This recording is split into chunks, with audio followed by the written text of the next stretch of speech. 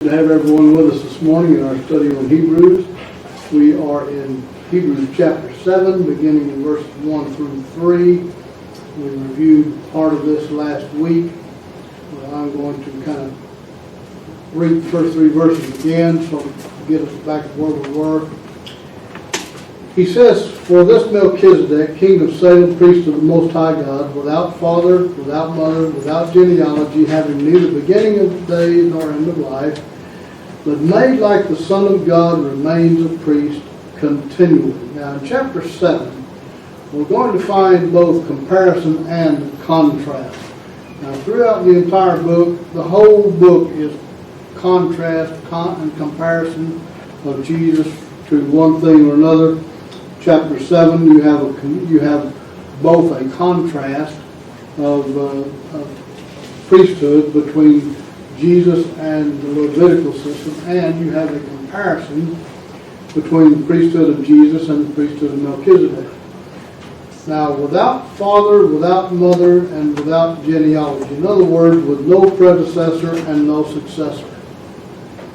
Now, since this is typology, then whatever is said of Melchizedek as a high priest must also be said of Jesus as a high priest. That's just the nature of typology. Whatever is said of Jesus must also be said of Melchizedek. Now, verse 17 informs us that Jesus was made a high priest after the order of Melchizedek. However, in verse 3, it tells us that Melchizedek was made like the Son of God, without father, without mother, without genealogy, having neither beginning of days nor end of life. Now here the order is reversed. So, how are we to understand these rather perplexing statements with regard to this man Melchizedek? Regarding the nature of the individual, being a man, these things seem terribly out of character for any individual. As a high priest, Jesus too was taken out of man, just like every other high priest. And this means that he had a father and a mother, and so did Melchizedek. Luke chapter 1 verse 32 tells us that Jesus is both the Son of God and the Son of Man, the Son of David. In fact, he says he will be great and will be called the Son of the Highest. And the Lord God will give him the throne of his father David. Thus he's both the Son of God and the Son of Man. He had a beginning of days, and he had an end of life. He was born in Bethlehem, Judea. He died in Jerusalem. He had a beginning of days and end of life. And according to Matthew, he had a genealogy. And Matthew traces it all the way back to Adam. Luke traces it all the way back to David, to show or am I getting them backwards? One traces it to Adam, one traces it back to David. The reason he traces it only back to David is where both Mary and Joseph's lineage connect. That's the throne. That gives him title to the throne of Israel. So this is why he traces it back to David, because he's seeing him as the King of Kings. He was born in Bethlehem. He died in Jerusalem. He had a beginning of days and end of life. Both men had a genealogy. Both men had a father and a mother. So how can the writer then say without father, without mother, without genealogy? I think we have to remember that the focus of this text is not on Melchizedek the man. The focus is on the priesthood. This is the context, not Melchizedek.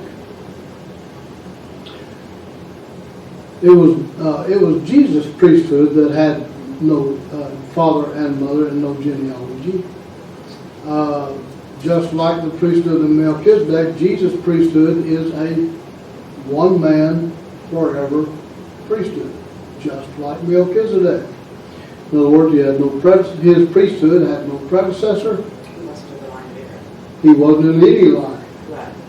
Yeah, and this is the contrast. In the Aaronic priesthood, the Levitical priesthood, you had a line of succession of priests. You don't have any predecessor here, nor do you have any successor. His remains his forever. In the Levitical system, the priests descended through the line of Aaron exclusively. First Chronicles chapter 6, you can see that lineage as it's being passed down 4 or 5 generations.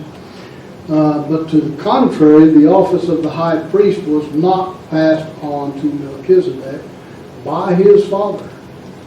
He didn't receive his priesthood from a predecessor. He didn't have a father who held this title.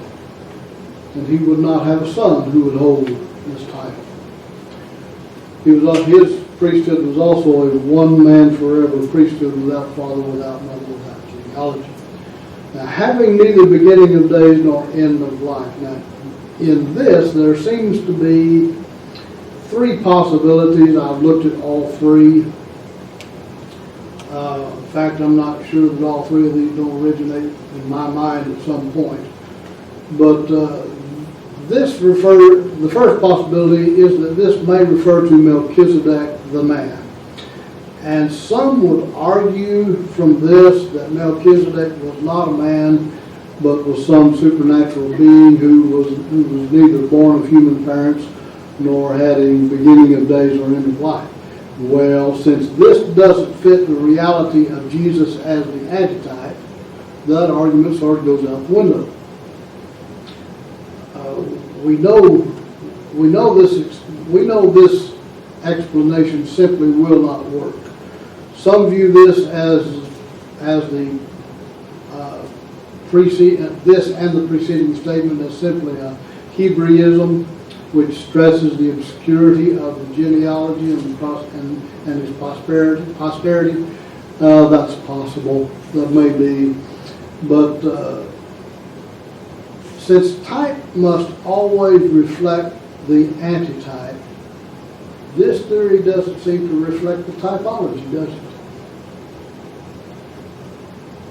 If Melchizedek was a creature who had no birth, no death, no genealogy, how in the world does that reflect Jesus, who had a father, who had a mother, who had a genealogy?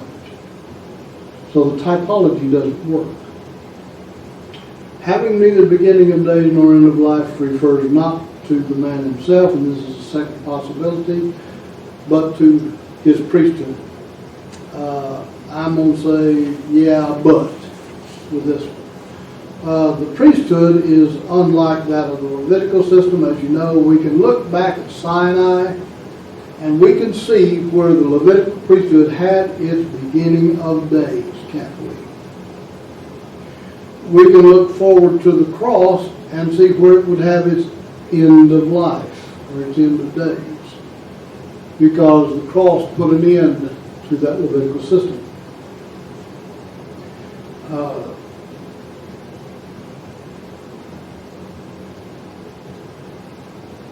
Why would this be, I don't know what the question is. What would be the power behind such a different priesthood? He says this is due to the power of an endless life. Without beginning of days or end of life, this priesthood holds its status because of this very thing. It is according to the power of an endless life. But Jesus, what's the fact? Jesus did die, didn't he? But the priesthood didn't. Death did not interrupt the status of his priesthood. So could we be looking at some type of a foreshadow? In Melchizedek, yes. Exactly. Death did not interrupt the priesthood of Melchizedek. He died with his priesthood still intact. It didn't pass on to another.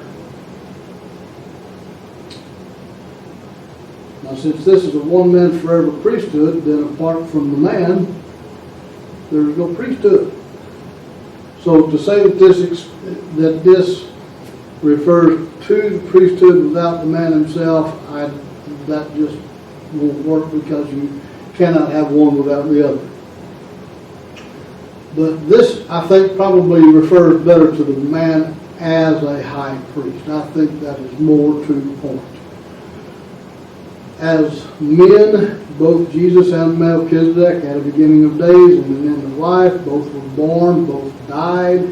And as high priest, however, they have neither beginning of days nor end of life. Only in that position does this hold true. They remain priests continually. Death doesn't interrupt their status as high priest. And this stands in contrast to the priest of the Levitical system, whose beginning of days, as far as individual priestly function was concerned. You can look at this from two perspectives. You can look at Sinai and see where the priesthood itself had a beginning of days. You can look at Calvary and see where it had an end of life. But as far as the individual priests are concerned, when did their service begin? When did they have their beginning of days?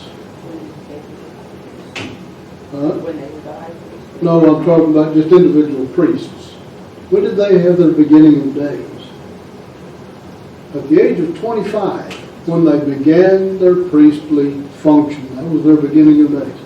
What was their end of life as a priest? Whenever that day was. At the age of 50, they had to retire from service. That marked the end of days. Now, they could still continue to go in and supervise and help, but they were to do no work. They were retired at 50. So, in fact, you can go to Numbers chapter 8 and read that. Actually, Numbers chapter 8 really refers to, this really applies to the three families of the Levites. You had the Kohathites, you had the Merarites, and what was the other one? Not the no, that's Kohathites. It starts with a G. Yes. My mind. Anyway, the three families of the Levites. And the Kohathites, and they were all Levites. The Kohathite family were those who served the tabernacle. They assisted the priest in their sacrificial functions. They and the priest took down the Holy of Holies. They removed all the articles when it's time for the camp to move out. But the Kohathites, the priests were part of that Kohathite family. So in chapter 8, and you can read this in chapter 4 of Numbers as well, but in chapter 8, he's really talking about the function of the three priestly, or the three Levitical families. And he says this is what will be for the Kohathites, for their service, time of their service. Well, since the priests were also part of the Kohathite family, I can only assume that the law applies to them as well.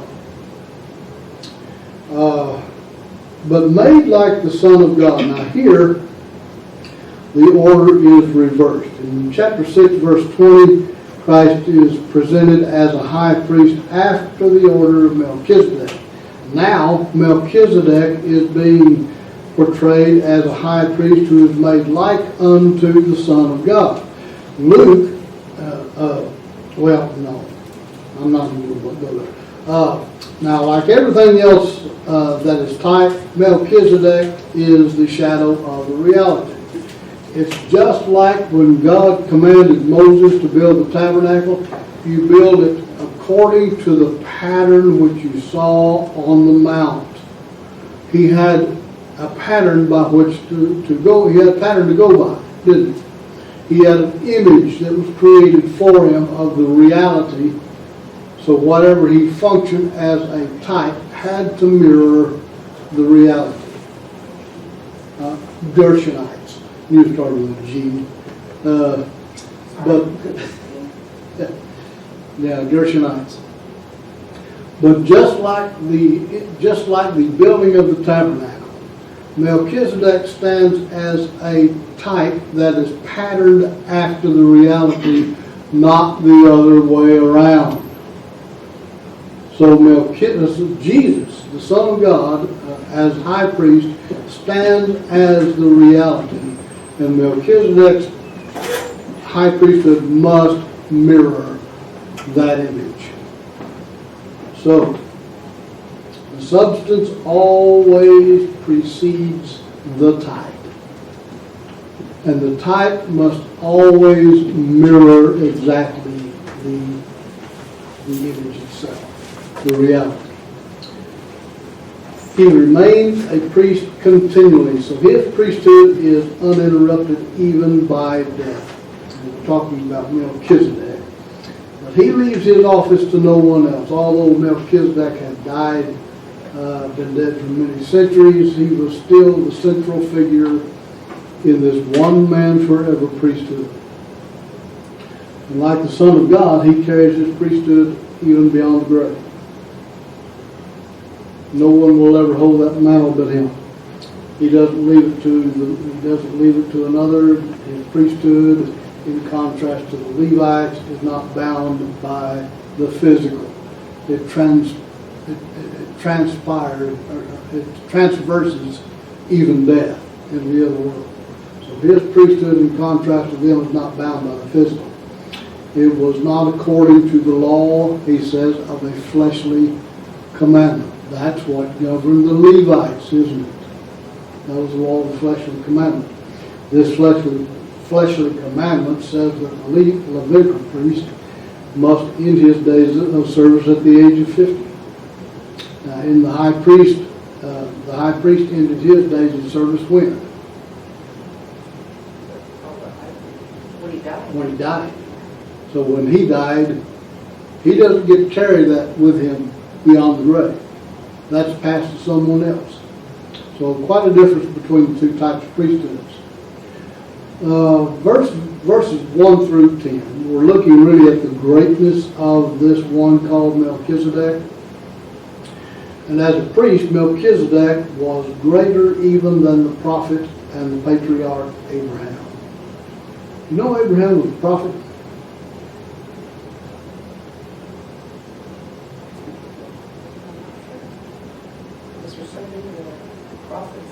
Genesis 20 and 7, where Abraham tries to pull the wool over the eyes of Abimelech concerning Sarah, and the Lord pays a little visit to Abimelech.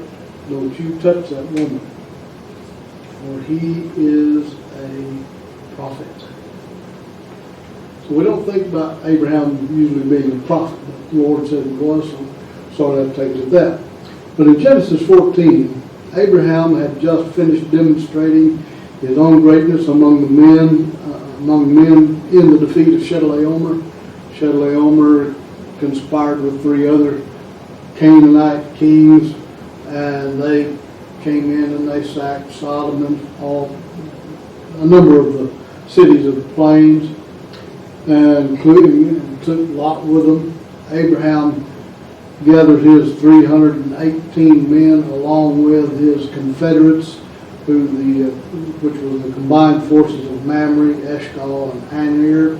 These were 3 tribes, or brother tribes. Anyway, he confederates with them. They go and they defeat Chedorlaomer and all of those who were with him. And the fact that Melchizedek came out to meet Abraham after he had his great victory and brought wine and bread, I think that speaks of Abraham's greatness, that a king would come out and honor this man. Theory. If Melchizedek is Shem, which falls within the physical realms of possibility because Shem lives long enough to see Isaac married. So physically, as far as timeline, is physically possible. If he is, what would that make Shem? If Shem is still alive during this time, he's the oldest surviving member of that family line, which makes him what? Well, he's not just king of that line, he's also the spiritual leader of that line. Just like Abraham, just like Job, who served as priest to their family. Just like, what's his name, comes out to meet Moses, Jethro. Yeah, he's a priest of Midian. So these serve as priests to their family line. So here comes this priest, this high priest, this king, out to meet Melchizedek, out to meet Abraham, who, if Melchizedek is Shem, then Abraham is part of his line. Yeah, he's kin. Do they know this? I don't know. Is it Shem? No way of knowing. Just a possibility, just something to consider. But at any rate, Melchizedek comes out to bless Abraham. So the greater is blessed, or the lesser is blessed by the greater being the priest. Not just the fact that he's the king, but the priest is greater than the prophet. The king is greater than the prophet. So you have the greater blessing the lesser. Melchizedek did not come out for the purpose of collecting anything from Abraham, did he? He came out to congratulate the man, to extend his blessing on him for his defeat against Chedorlaomer and his confederates. And in response, what does Abraham do?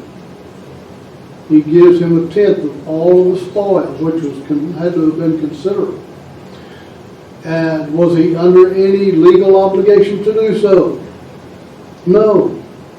He did this, I think, simply because he recognized that Melchizedek was the priest of the Most High God.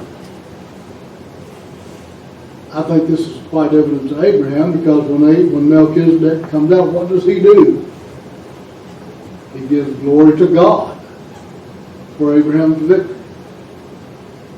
He blesses the Most High as the preeminent one. He blesses him as the possessor of heaven and earth. He blesses him as the one who delivers the enemies of his people. So, and Abraham honors that position of Melchizedek. He gives him a tenth of all the spoils. Now, as priest, Melchizedek is greater than Levi, verses 5 through 10. The Levites had a legal right to receive tithes. This was part of the legal structure. The law of Moses prescribed it. It demanded they be paid. This was levied against the people for the care and the upkeep of the Levitical tribe, as well as the upkeep of the temple and the sanctuary and all that. But this was properly the priest's portion. He had a right. Why? Because he ministered to the spiritual needs of the people. This was needed to support the priest and upkeep the temple. It may have also been even to supply out of that the blood sacrifices for those who were the extremely poor, who could not provide blood sacrifice of their own. So possibly out of that was supplied those needs. But yet, though through Abraham, Levi is represented as having paid taxes to Melchizedek himself. Here's the one who is honored above all the other tribes as the one who receives taxes from every member of the tribal family. And yet, through Abraham, this one pays himself tithes to a greater priesthood. his office of Melchizedek being the superior to that of Aaron, to that of Levi. Verse 11 through 19, a change was needed in the priesthood and in the law. He says in verses 11 through 19, therefore, if perfection were through the Levitical priesthood, for under it people received the law, what further need was there that another priest should arise according to the order of Melchizedek and not be called according to the order of Aaron? For the priesthood being changed of necessity, there is also a change of the law. For he of whom these things were spoken belongs to another tribe, from which no man has officiated at the altar. For it is evident that our Lord arose from Judah, out of which tribe Moses spoke nothing concerning priesthood. And it is yet far more evident that in the likeness of Melchizedek there arises another priest who came, another priest, lost my place here, the screen jumped. There arises another priest who has come, not according to the law of fleshly commandment, but according to the power of an endless life. For he testifies, you are a priest forever according to the order of Melchizedek. For on the one hand there is an annulling of the former commandment. What happens when you do away with the priesthood? What happens to the law? It has to go too. They're inseparably linked. Because of the weakness and unprofitableness, or the law was made, because the law made nothing perfect. On the other hand, there is the bringing in of a better hope through which we draw near to God. So the priesthood had to be changed. If perfection is to be had in the human family, then this requires a change of priesthood. The means of perfection could not be obtained through the Levitical system. Perfection relates to one's accessibility to God. It certainly affects it, doesn't it? The less perfect you are, the less right you have to approach the Almighty. The more perfect you are, the more consecrated you are, the greater your right to approach the Almighty and the less the need for atonement. But perfection relates to one's accessibility before God. Now, the former system could not permit one beyond the veil. Why? Because it couldn't make worship perfect. So you can't go beyond this point. It couldn't cleanse the conscience, he'll say in chapter 9. It couldn't take away sin, he'll say in chapter 10. And he couldn't satisfy the spiritual needs of the man since it was strictly of the flesh. He will also say in chapter 9. Now this type of perfection related only to ceremonial perfection, ceremonial cleansing. What were all of the washings of the law and sprinkling of blood and with the hyssop? What was all of this? For cleansing, wasn't it? Cleansing what? The outside of the body. The outside of everything. The outside. The body, the temple, the altar didn't do anything for you. It was a ceremonial cleansing of the flesh. It was to ceremonially remove defilement of the flesh. But perfection, a priesthood was needed by which perfection was possible. Not just ceremonial perfection, but sinless perfection had to be made possible. This was going to require a priesthood of a different type than that of Aaron, because Aaron's priesthood was not designed to do this. It was not its function to do this. So perfection required a high priest whose appointment was not governed by the law, the flesh, or the commandments. The law made no provision for one of another tribe to officiate at the altar. Only those of the family of Aaron could officiate at the altar. And since Jesus is of the tribe of Judah, the law could not accept or accommodate Jesus as a high priest. That's why he's going to say later, if he were on earth, he couldn't be a high priest at all. Why? Because he already had an earthly priesthood. He already had an earthly tabernacle. And that law made no provision for him to serve in that capacity. So this, by its very nature, presents limitations of service, because priests were anointed according to the fleshly order, and they had limited days of service. You get past 50 years old, you're done for as far as service is concerned. The commandment governed only a fleshly priesthood, which was weak and transitory.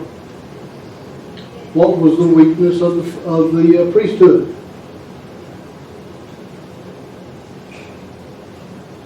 What is always the weakness? Man. Man is always the weak chain in the weak link in the chain. Now we'll see this later on as well. But it governed the it governed the service of an earthly sanctuary and could not reach into the more perfect tabernacle. Aaron couldn't take that blood into the heavens and sprinkle it before the throne of the Almighty. He could go in the Holy of Holies beyond the veil and sprinkle it before the Lord there. That's an earthly sanctuary. But it governed the service of the earthly sanctuary and could not reach into the more perfect tabernacle. The blood of those sacrifices could not reach beyond the altar upon which it was sprinkled. Perfection required a high priest whose appointment was governed according to the power of an endless life. And this is the power to make perfect. The law was powerless to make anything or anyone perfect. But this high priest is able to make perfect forever those who are sanctified. His appointment extends even beyond the grave. Death had no effect on his appointment. His appointment extends beyond the grave. This stresses not just the duration of his office, it also stresses the quality of the office. They're far superior to that of Aaron. It's even superior to that of Melchizedek. But this stresses not only the duration, it stresses the quality of mediation. This is spiritual. It's life-giving. And here, there is found no weakness in contrast to the Levitical system. There is no weakness here because Jesus is the high priest who is able to save to the uttermost, he says. There is no lack in the power to redeem man under this priesthood. This governs the service of the true tabernacle in heaven itself. This is the reality. And it cannot minister to the foundation of shadow. Quite a contrast. Now the first priesthood was transitory, verse 17. This announcement, or the announcement of another priesthood to come, shows the transitory nature and the insufficiency of the first. When he says that another priesthood is coming, what does that automatically do? It marks the beginning of the end for the first priesthood. It makes you obsolete because someone is coming, another priesthood is coming that is far superior to you. It's just like he says of the law. When he says there's another commandment, I'm going to make another commandment, what does that do to the first commandment? It makes it null and void. It's going to be done away. This automatically makes the first priesthood old. Now, since the priesthood has changed, what happens to the law? It has to be changed as well because they are connected to one another. The law cannot stand apart from the priesthood.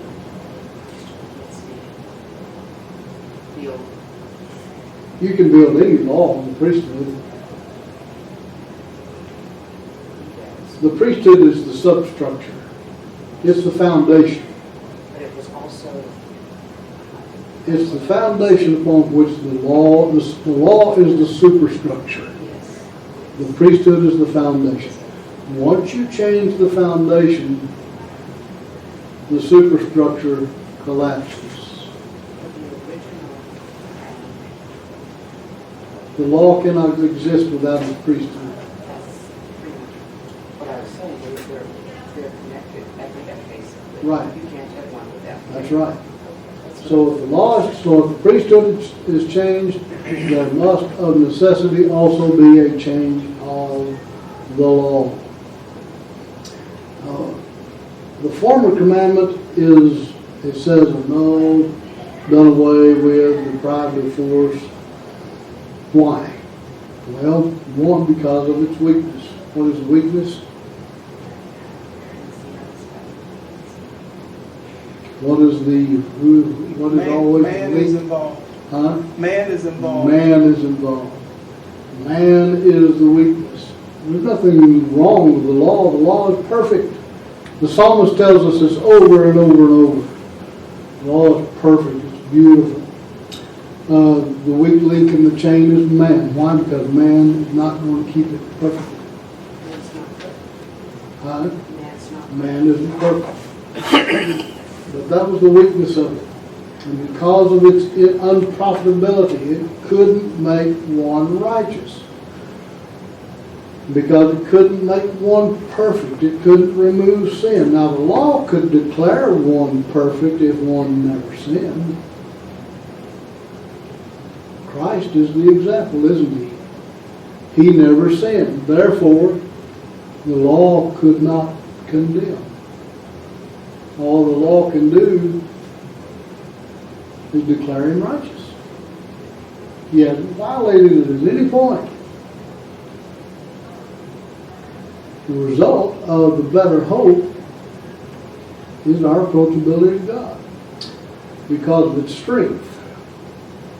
In other words, it frees us from the curse of the law, Galatians 3. Because of its profitability, because it made us righteous. That's what this new law does. And because it made us perfect, it made us clean, it made us undefiled. There's no more sin. Jesus is a high priest by greater appointment. And I'm not going to have time to get into it. We will pick up there next week, get through chapter 7 and get into chapter 8. I had thought that I'll probably cover chapter 8 and 9 in one lesson. Now I'm not so sure. We'll see how it goes. Questions or comments?